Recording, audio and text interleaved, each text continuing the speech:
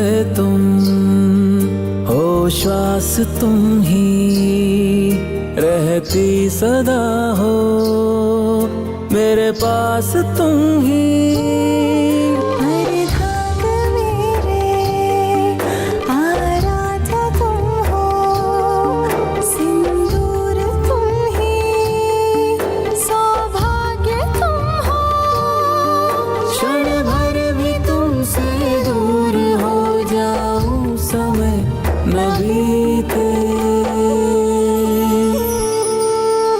सीते मेरी प्रिय तुम सीते, सीते मेरी प्रिय तुम सीते। मेरे राम मेरे प्रियवर राम, मेरे राम मेरे प्रियवर राम। স্বয়ম্বরী দেবী সীতা ভ্রাতা শ্রী রামকে পছন্দ করেছিলেন, কিন্তু ভ্রাতা রাম উনি পিতাশ্রীর বিনা উপস্থিতি ও অনুমতি ছাড়া বিবাহে সম্মত ছিলেন না। এই জন্য মহারাজ জনক শীঘ্রই অযোধ্যায় খবর পাঠালেন। আমরা সবাই সপরিবারে ভ্রাতা শ্রী রামের বিবাহে সম্মিলিত হতে মিথিলায় পৌঁছলাম।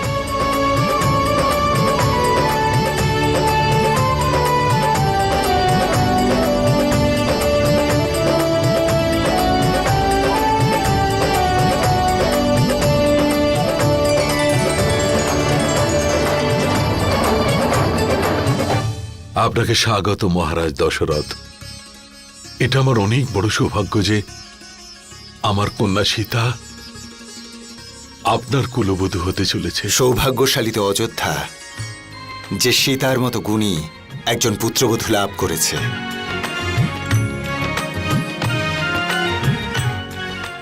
মহারাজ, প্রণামের পাত্র তো আপনি, যে নিজের গৃহলক্ষ্মীকে অযোধ্যায় পাঠিয়ে অযোধ্যাকে সমৃদ্ধশালী করেছে। এখন আমার একটা মাত্র ইচ্ছা, আমার অন্য পুত্ররাও এমনই স্ত্রী লাভ করুক যারা সীতারই প্রতিবিম্ব হবে। যদি আপনারা চান তাহলে উর্মিলা, মান্ডবী আর শ্রুতকীর্তিরও সম্বন্ধ প্রস্তুত করতে পারি। এটা তো আমাদের সৌভাগ্যের ব্যাপার যে বিয়ের পরে 4 বোন একই পরিবারে থাকবে, তাই না মহারাজ? অবশ্যই। এ তো আমাদের পরিবারের কাছে অনেক বড় সৌভাগ্য। এটা তো আমাদের সৌভাগ্যের কথা মহারাজ।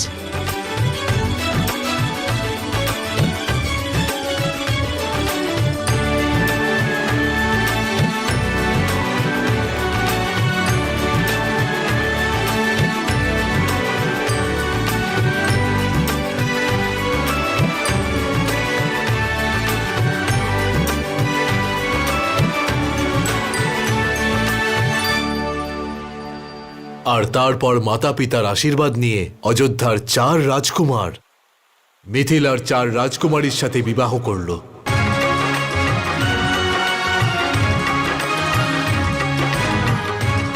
একদিকে মিথিলার অগ্নিকুণ্ডে ভ্রাতা শ্রী রাম আর দেবী সীতার পবিত্র বিবাহের অগ্নি ছিল, আর অন্যদিকে রাবণের মনে দ্বেষ আর তিরস্কারের অগ্নি প্রজ্বলিত হচ্ছিল।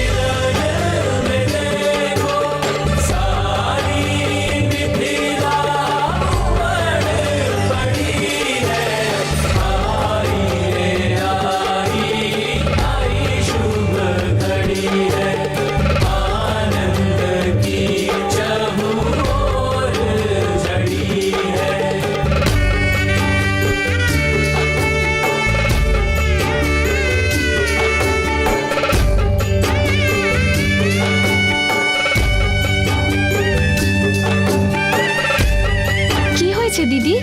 কি খুঁজছো তুমি? ওটা খুঁজেই পাচ্ছি না। কি? উর্মিলা, আমার কানের দুল। জানি না, এর জোড়াটা খুঁজেই পাচ্ছি না। আজকের দিন আমি এটাই পড়তে চেয়েছিলাম।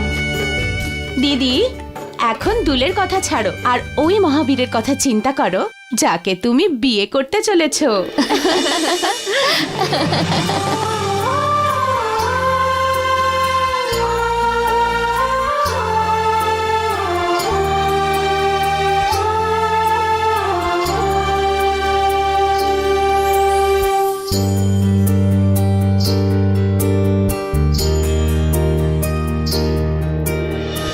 दशरथ नंदन जनक किशोरी दशरथ नंदन जनक किशोरी बंध रही दोनों में जन्मों की डोरी दिख रहा है मन पे एक दूजे का नाम सिया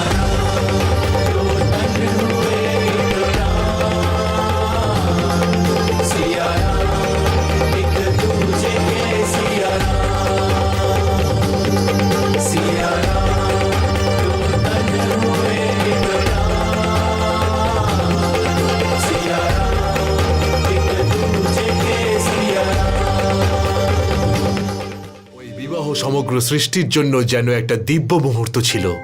হর্ষ আর উল্লাসের প্রবাহে সমগ্র ব্রহ্মাণ্ড আনন্দে মেতে উঠেছিল। আর রাবণ? উনি তো এই বিয়েতে প্রসন্নই ছিলেন না, তাই না? উনার কি হলো? রাবণ অভিমানে ভর করে মিথিলায় এসেছিল আর নিজের মনে রাম সীতার জন্য দ্বেষ নিয়ে ফিরেছিল।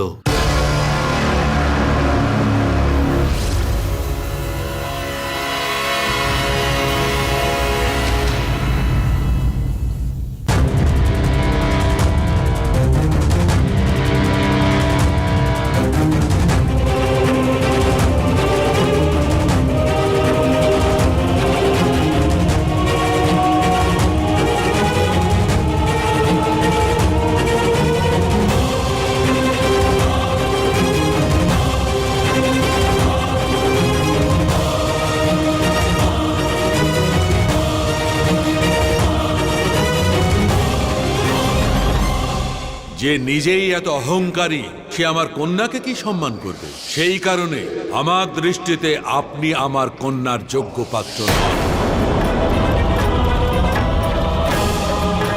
শিবের প্রতি ভক্তি আছে আপনার মনে, কিন্তু তার মতো নিরাসক্তি নেই। ভক্ত নয়, আসক্ত আপনি।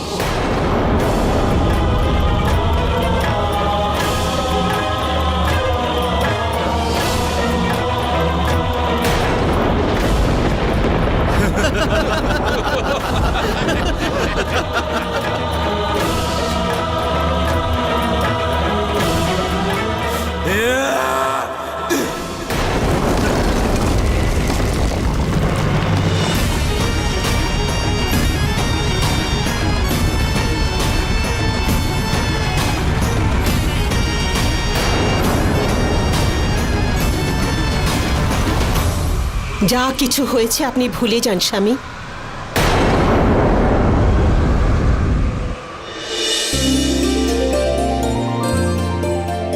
বিবাহের এই শপথ, যেগুলো আপনাদের সারা জীবন স্মরণে রাখতে হবে। আমি কখনোই ভুলবো না ঋষিবর।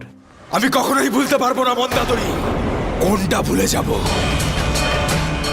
আমার পরাজয়ের উপর ওই তুচ্ছ রাজাদের অট্টহাসি আমি ভুলে যাব, নাকি আমার পরাজয় দেখে সীতার মুখের ওই হাসি ভুলে যাব,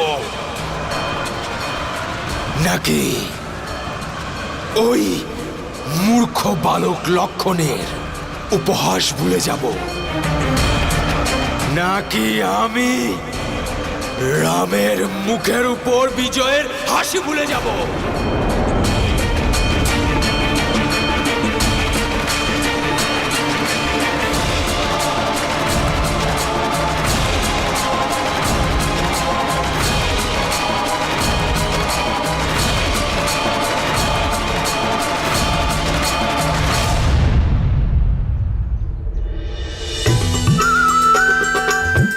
প্রতিজ্ঞা করুন সব তীর্থে, সব যাত্রায় আপনি আপনার পত্নীকে সঙ্গে রাখবেন। আমি প্রতিজ্ঞা করছি। আমি প্রতিজ্ঞা করছি রাম আর সীতার জীবনকে এত দুর্বিষহ করে তুলব যে ওরা বেঁচে থাকবে কিন্তু সুখে থাকতে পারবে না। আমি প্রতিজ্ঞা করছি সুখে দুঃখে সুসময়ে দুঃসময়ে সর্বদা নিজের স্ত্রীর সঙ্গে থাকব, সর্বদা তাকে রক্ষা করব। প্রতিজ্ঞা করছি আমি ওদের জীবন দুর্বিষহ করে তুলব, কিছুতেই ওদের একসাথে থাকতে দেব না আমি। আমি প্রতিজ্ঞা করছি সুখে দুঃখে সর্বদা আমি আপনার সঙ্গে থাকব। আমি প্রতিজ্ঞা করছি যে আমার জীবনে শুধু সীতা ছাড়া আর কারুর কথা কল্পনাও করব না। রাম আর সীতার মাঝে এত দূরত্ব এনে দেব যে ওরা একে অপরের ছায়াও দেখতে পাবে না, ওরা শুধু একে অপরকে স্বপ্নেই কল্পনা করে যাবে।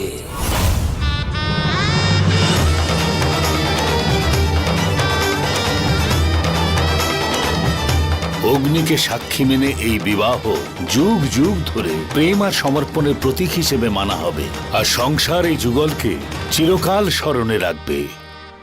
আগামী যুগ যুগ ধরে এই স্বয়ম্বরকে সবাই মনে রাখবে।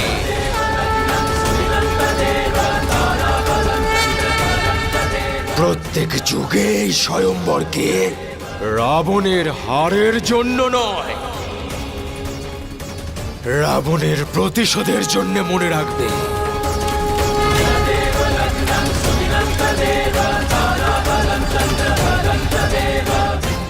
সীতার ওই মুখের হাসির এমন প্রতিশোধ নেব আমি যে ওর ওই মুখের হাসি বেদনায় পরিণত হবে।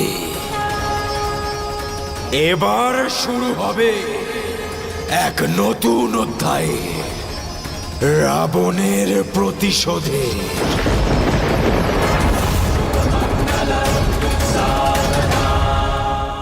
রাবণের প্রতিশোধ?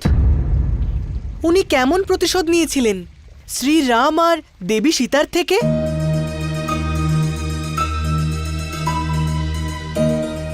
হ্যাঁ হ্যাঁ বলুন না।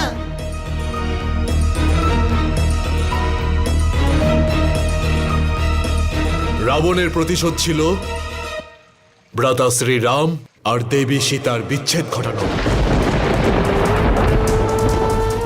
আরও সেটাই করেছিল।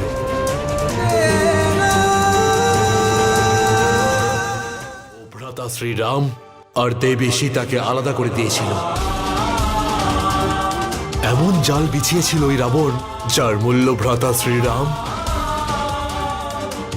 আর দেবী সীতা আজও আলাদা আলাদা থেকে শোধ করছে। ওনারা দুজন আলাদা রয়েছেন তো শুধু রাবণের প্রতিজ্ঞা আর ওর নিচু মানসিকতার জন্য। কেমন নিচু মানসিকতা কাকামণি? সেটা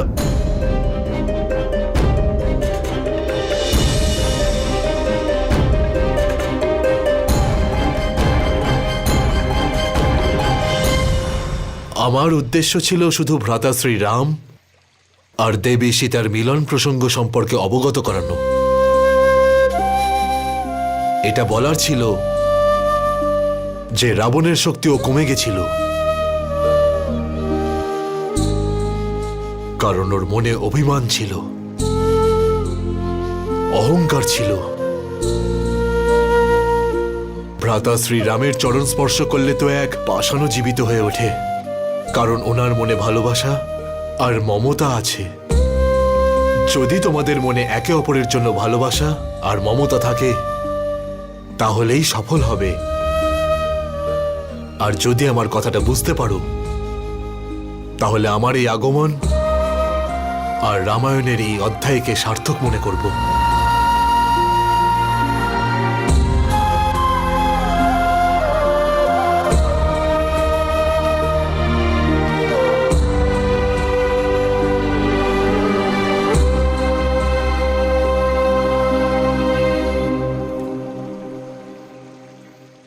লবকুশ তোমাদের ভ্রাতা সম, ওদের প্রতি দ্বেষ নয়, ওদের ভালোবাসো। ওরা তোমাদের অগ্রজ, তাই ওদের সম্মান করো।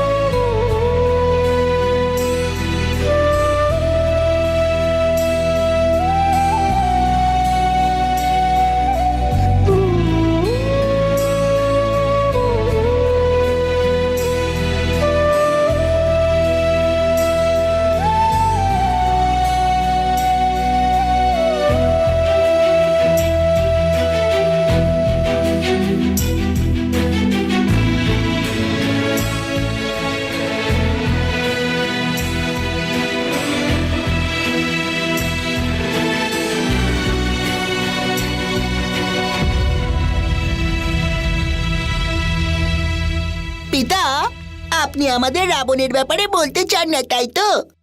কোনো ব্যাপার না, কিন্তু আমরা এটা অবশ্যই জানতে চাই যে বড় জেঠুমণি আর দেবী সীতার সাথে সাথে আপনাদের সবার বিবাহের পর অযোধ্যাতে আপনাদের কিভাবে স্বাগত জানিয়েছিল। তাদের প্রিয় রাজকুমারদের বিবাহের সংবাদ সমগ্র অযোধ্যায় হর্ষ আর উল্লাসের আমেজ এনে দিয়েছিল।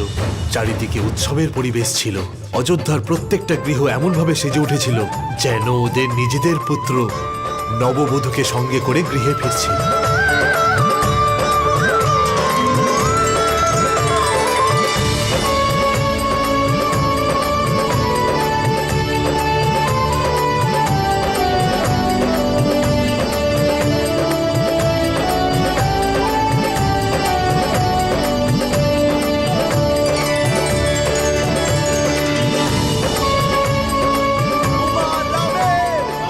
আর্য, অযোধ্যার সৌন্দর্য আর বৈভবের কথা এর আগে অনেক শুনেছিলাম, কিন্তু আজ দেখে এমন অনুভব হচ্ছে যে আগে যতটা প্রশংসা শুনেছিলাম কমই ছিল।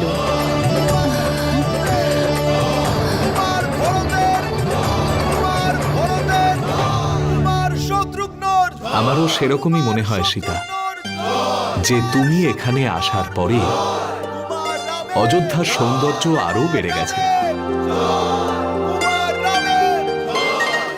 আপনি কিছু বললেন আর্য?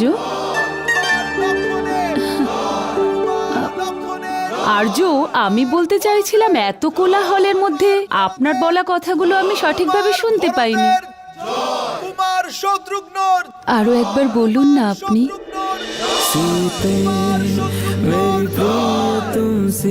শুনতে পাওনি নাকি দ্বিতীয়বার শুনতে চাও? কিছু কিছু কথা বারবার শুনতে ভালো লাগে আর্য।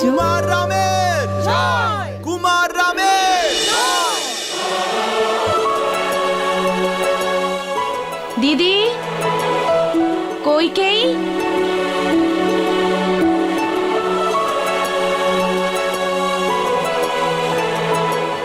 দিদি, বাচ্চারা তো সব এখনই চলে আসবে, আপনি এখানে দাঁড়িয়ে কি করছেন?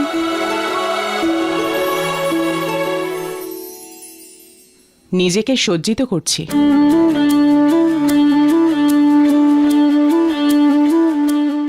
আজ আমাদের পরিবারে শুধু 4 জন নববধূই আসছে না, এরা সেই 4 নতুন স্তম্ভ যাদের ওপর রঘুকুলের মান, মর্যাদা আর ভবিষ্যৎ নির্ভর করবে।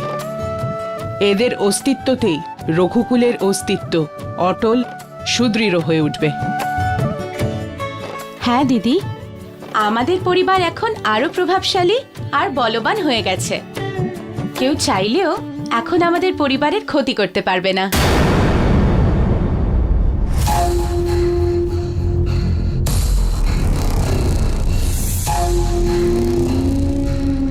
মন্থরা,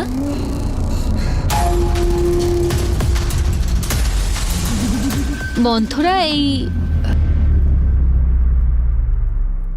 এই নতুন বস্ত্রটা তোমার। বাচ্চারা জনকপুরী থেকে ফিরছে আর এইদিকে আমার দাদাও আসতে চলেছে। নাও তুমি এটা ধরো। এর কি দরকার ছিল মহারানী? কেন? প্রয়োজন নেই কেন বলছো? ছোটবেলা থেকে তুমি আমার সাথে আছো, কখনো সখী হয়ে, আবার কখনো সেবিকা হয়ে, আর কখনো মা হয়ে।